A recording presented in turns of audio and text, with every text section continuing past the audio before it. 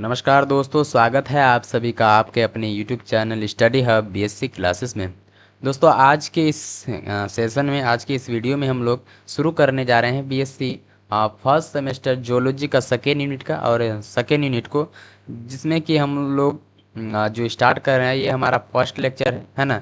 आज से हम लोग सेकेंड यूनिट को स्टार्ट ही कर रहे हैं, है ना। इससे पहले हम लोगों ने यूनिट फर्स्ट को पढ़ा था, ठीक है, जिसमें कि हम लोगों ने यूनिट फर्स्ट को अच्छी तरीके से कंप्लीट कर चुके हैं, है ना, कंप्लीट कर चुके हैं। जो अगर आप लोग पीछे वाले क्लास को देखेंगे तो आपको पता होगा, ठीक है।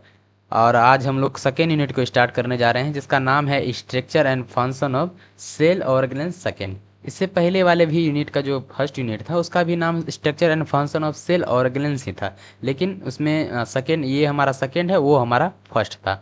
और आज जो हमारा सेकेंड यूनिट है इसमें हम लोग पहला जो हमारा टॉपिक आ जाता है वो आता है साइटोस्केलेटन।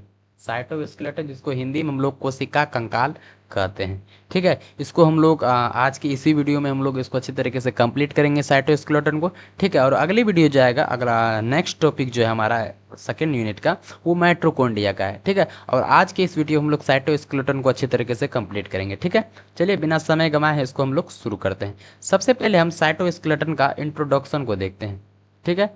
सबसे पहले हम इसका इंट्रोडक्शन को देखते हैं क्या बोल रहा है। चलिए देखिए, एक मिनट, इसको सबसे पहले हम इसका इंट्रोडक्शन को देखते हैं, ठीक है। क्या बोला, कोशिका कोशिका कंकाल यानी साइटोस्केलेटन कोशिका के अंदर पाए जाने वाला प्रोटीन तंतुओं का जाल है। क्या बोला, कोशिका कंकाल जो है कोशिका के अंदर पाए जाने वाला क्या है, प्रोटीन तंतुओं का एक जाल है। यह क्या करता है, कोशिका को आकार हो गया, मजबूती हो गया और गति हो गया प्रदान करता है। यह कोशिका के अंदर मौजूद कोशिकांगों को सही स्थान पर रखने में भी मदद करता है। इसलिए इसे हम लोग क्या कहते हैं, कोशिका का आंतरिक ढांचा कहा जाता है, यानी internal framework of the cell भी कहते हैं। इसको अच्छी तरीके से आप लोग समझिए, ठीक है, एग्जाम्पल लेके समझिए। जैसे कि हमारा शरीर होता है, हमारा शरीर में क्या होता है, एक हड्डी तो होता है, ठीक है। हमारा शरीर में हड्डी होता है ना। हड्डी का काम क्या होता है, हमारा शरीर में जो हड्डी होता है उसका काम क्या होता है कि आकार बनाना, ठीक है, आकार देना और सहारा देता है, ठीक है। तो हमारा शरीर में जो हड्डी होता है क्या करता है, वो आकार को देता है और सहारा प्रदान करता है। उसी तरह साइटोस्केलेटन जो होता है वो कोशिका के अंदर सेम इसी तरह वर्क करता है, कोशिका को आकार देता है और मजबूती बनाता है, और जरूरत पड़ने पर क्या करता है, इसको इधर से उधर हिलने डुलने में क्या करता है, मदद करता है। कौन करता है, साइटोस्केलेटन। कहाँ पर करता है, तो कोशिका के अंदर, ठीक है। साथ ही ये क्या करता है, कोशिका के अंदर मौजूद सभी अंगों को, जैसे कि माइटोकॉन्ड्रिया हो गया, गोल्गी बॉडी हो गया, को क्या करता है, सही सही जगह पर क्या करता है, बनाए रखता है, ठीक है। सही जगह पर क्या करता है, बनाए रखता है। इसलिए इसको क्या कहा गया, इसलिए इसको कोशिका का आंतरिक ढांचा कहा गया, ठीक है। क्या कहा गया, कोशिका का आंतरिक ढांचा यानी internal frame of the cell. उम्मीद करते हैं कि आप लोग सेल साइटोस्केलेटन का इंट्रोडक्शन को समझ गए होंगे। वही यहाँ पर नीचे में इंग्लिश में दिया गया है, the cytoskeleton is a network of protein fibre present inside the cell, है ना। वही बोला कि कोशिका क्या है, कोशिका कंकाल जो है वो कोशिका के अंदर पाए जाने वाला एक प्रोटीन तंतुओं का क्या है, एक जाल है, ठीक है। उसके बाद है it gives shape support and movement और टू द सेल। वही बोला है, ये क्या करता है, आकार हो गया, मजबूती हो गया, गति हो गया, ये सबको क्या करता है, प्रदान करता है।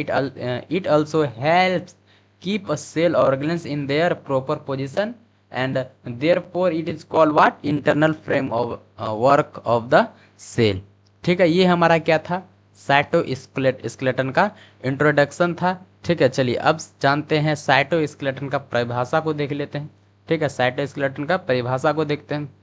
इसका परिभाषा क्या कहता है, कोशिका कंकाल प्रोटीन तंतुओं का एक जाल है जो कोशिका को आकार, मजबूती और गति प्रदान करता है। वही बोला है कि कोशिका क्या है, कोशिका कंकाल प्रोटीन तंतुओं का एक जाल है जो क्या करता है, आकार, मजबूती और गति को प्रदान करता है। वही चीज़ यहाँ पर इंग्लिश में दिया गया है, the cytoskeleton is a network of protein fibre that provide shape support and movement to the cell, ठीक है। ये हमारा साइटोस्केलेटन का डिफिनेशन है, ठीक है, उम्मीद करते हैं कि आप लोग डिफिनेशन को भी अच्छी तरीके से समझ गए होंगे।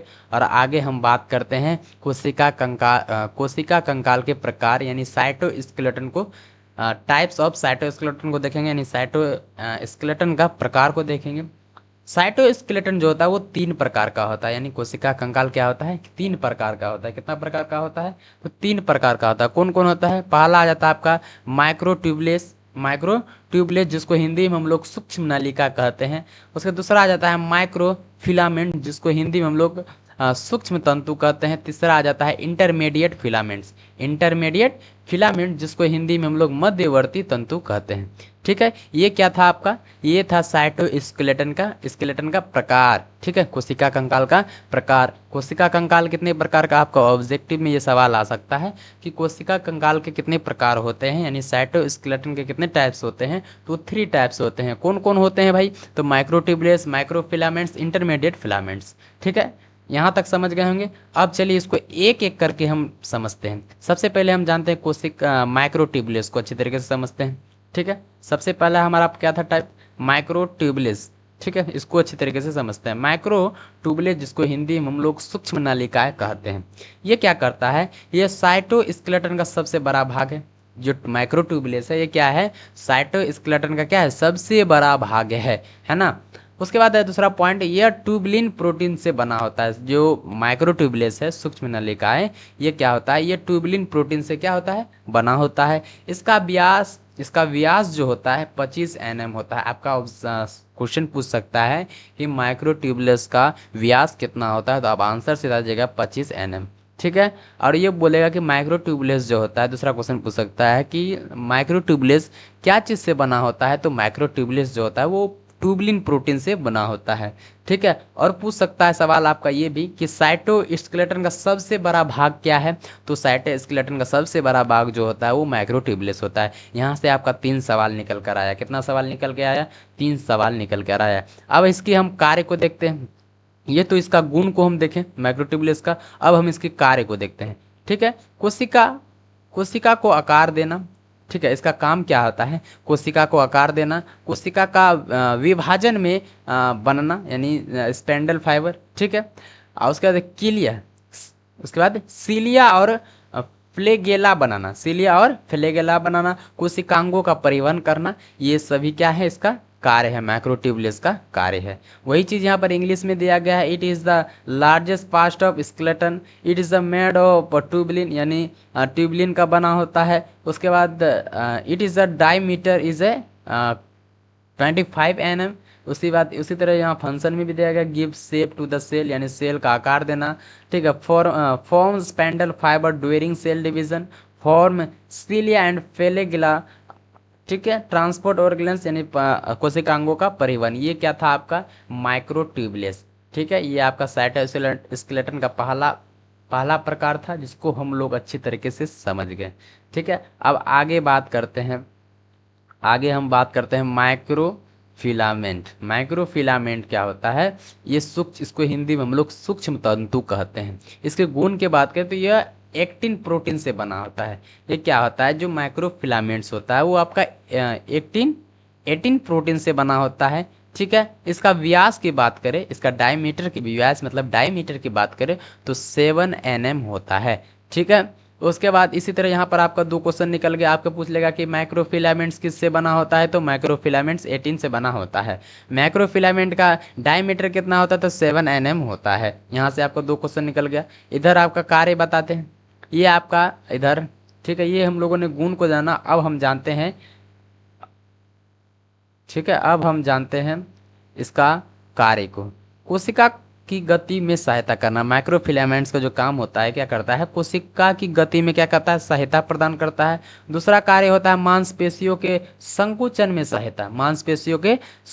सहायता करता है। तीसरा कार्य होता है कोशिका का आकार बनाए रखने में। माइक्रोफिलामेंट का काम क्या क्या हो गया, कोशिका की गति में सहायता करना, मांसपेशियों को संकुचन में सहायता करना, है ना, कोशिका का आकार बनाए रखना, ये सब किसका कार्य है, ये माइक्रोफिलामेंट्स यानी सूक्ष्म तंतु का कार्य है।